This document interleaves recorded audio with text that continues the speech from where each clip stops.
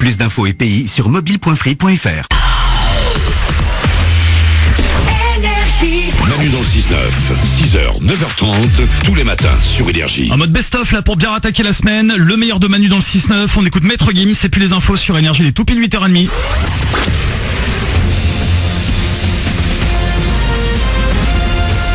Toute l'actu sur Monaco-Menton avec Frédéric Plat.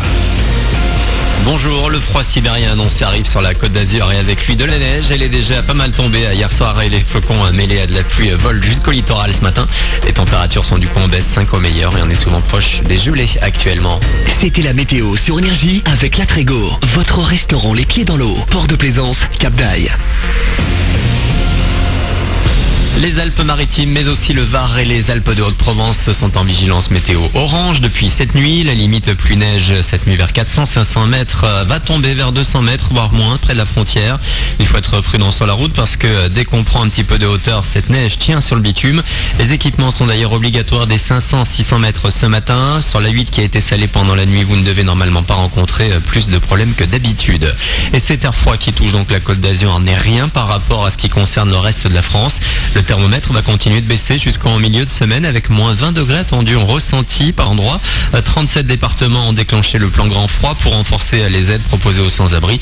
Mais l'un d'eux aurait déjà succombé à ces températures polaires hier à Valence. N'oubliez pas d'appeler le 115 si vous voyez des personnes en difficulté.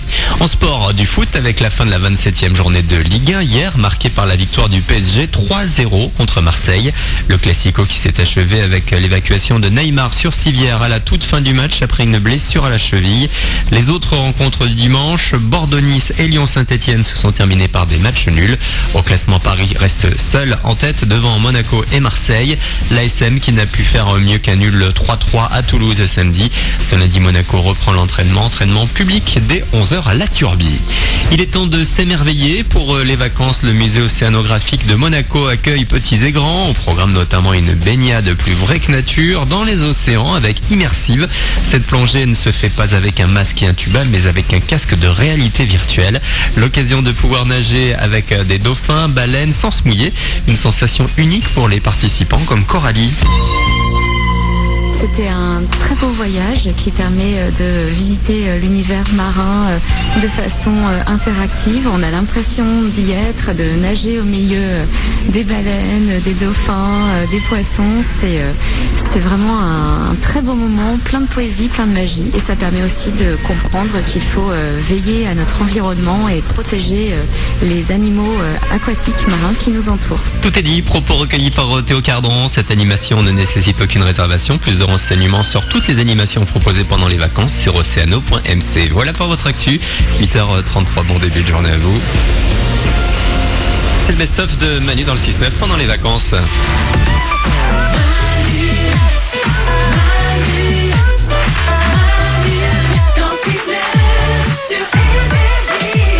Si vous partez bosser, nous sommes lundi le 26 février, bon réveil, soyez les bienvenus, je m'appelle Anto, best-offer de Manu dans le 6-9 pendant ses vacances. Et on se refait le meilleur de l'émission avec quelques sondages, là, les sondages du jour qui arrivent comme chaque matin à 8h40. On va parler aussi avec Manu et ses moins de corvées, les pires corvées, celles qui nous rendent complètement dingues. Avant ça, Maître Gims, je l'avais promis, et puis là, maintenant tout de suite, la suite du best-of. Manu dans le 6-9 sur Énergie. Une seule question, bourré ou enfant? 0870 42 48, je vous ai demandé de m'appeler. C'est un truc qu'on fait régulièrement dans l'émission, c'est toujours bien parce qu'à chaque fois on se plante en plus. Ouais. Vous nous racontez une histoire qui vous est arrivée. À nous de deviner si vous étiez bourré ou enfant quand ça s'est passé. Laura, bonjour. Bonjour tout le monde. On écoute ton histoire. Alors moi j'ai lancé une fléchette dans la joue de mon frère, donc résultat 2 points de suture et une super engueulade. Donc bourré ou enfant? Alors moi ça m'était arrivé avec une boule de pétanque. Ah ouais? J'étais enfant. Bah ouais. J'étais enfant. La fléchette c'est le niveau au-dessus quand même. Hein.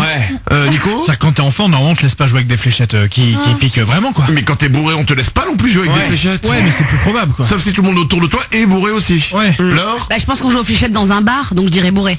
Ah. Moi je dirais enfant, on se rend pas compte du danger quand on est enfant, on est bête. Moi je dirais enfant aussi. Ouais.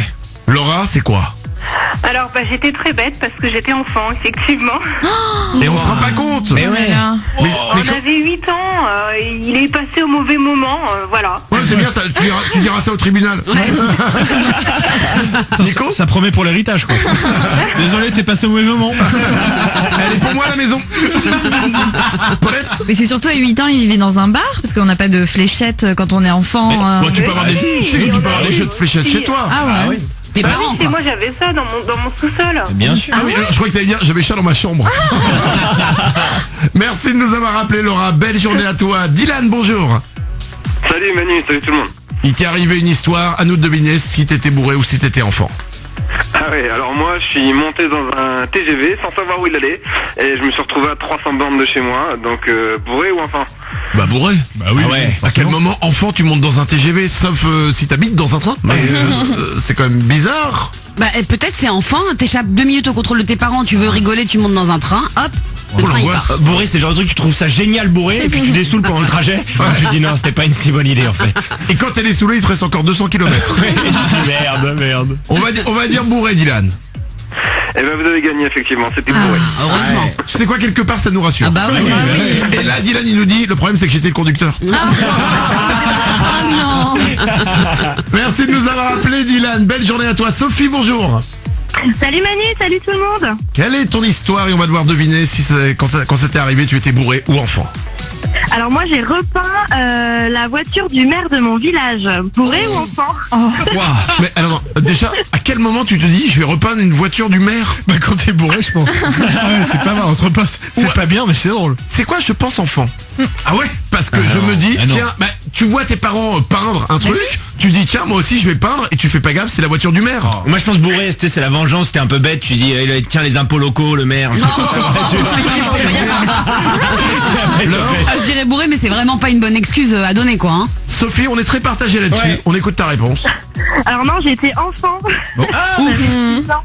Mais alors pourquoi? T'avais quel âge? Mais en fait, 6 ans, je ne savais pas que c'était la voiture du maire. Mes parents étaient en train de faire de la peinture et du coup, avec mes mains, ils étaient occupés. Elle était garée juste devant chez nous. Puis paf. Ah bah, excuse-moi, c'est la faute du maire. Hein. Ah bah oui, il avait pas à la garer devant. Bah, et c'est comme les fléchettes, il est passé au mauvais moment. Sophie, merci beaucoup de nous avoir appelés.